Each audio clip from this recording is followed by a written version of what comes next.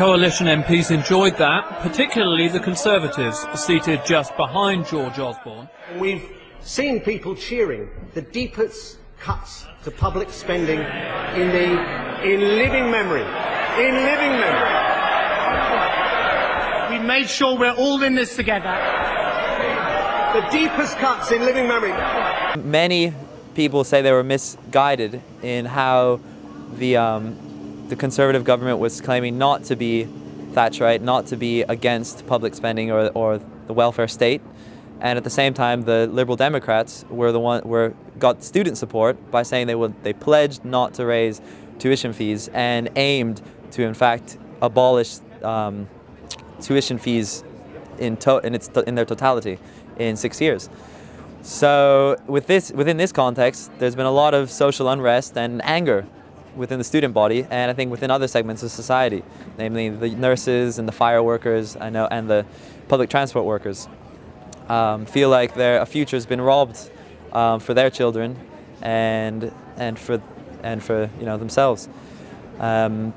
This protest and this occupation happened because an extraordinary meeting was called by us, the Students' Union, so that the students could debate on what measures they wanted to take after the gigantic demonstration that happened on the 10th of October, called by the National Union of Students. One of the bodies that is lobbying against the students that are occupying is the Directorate and the highest people in the School of Oriental and African Studies, because they don't see occupation as a legitimate form of protest. Therefore, as members of the Student Union, we've been negotiating with both parties to see if the demands that the occupiers have and the demands of the management can be negotiated, and there can be compensation on both sides.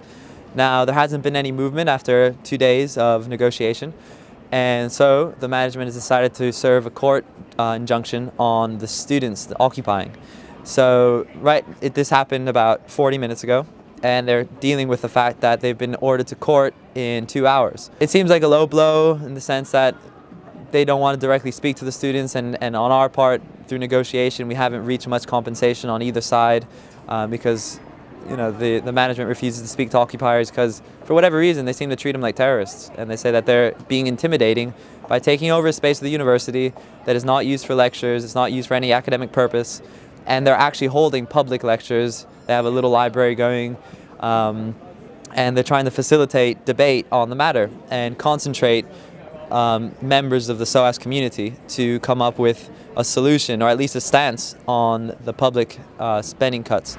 I'm a student at the School of Oriental and African Studies. Our occupation has been served with a High Court injunction, and we are now currently going to the court for the hearing to request for an adjournment, because we were only given 2 hours notice before the hearing, from the time of the serving of the injunction to the time of the hearing, which we believe is not enough time in order to prepare what we're going to say. It's not even enough time to read through the document pack that was part of the injunction. So yeah, that's what we're doing right now, that's all I can say. At the court today, we asked for more time in order to get legal advice and get proper representation. During the court hearings today, the barrister for the university was trying to make the point that the occupation would become a focal point for protests, and that would endanger the health and safety of people involved in the occupation, and yet the students for the defence managed to persuade the judge that in fact these concerns were unfounded.